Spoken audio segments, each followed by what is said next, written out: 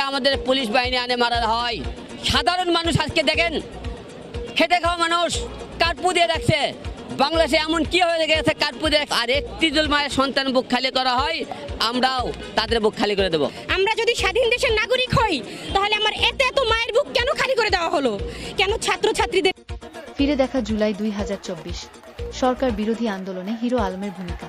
জুলাই 2024-এর উত্তাল সময়ে যখন সারা দেশে ছাত্র আন্দোলন তুঙ্গেছিল, তখন সেই আন্দোলনে যোগ দিয়েছিলেন জনপ্রিয় ইউটিউবার হিরো আলম।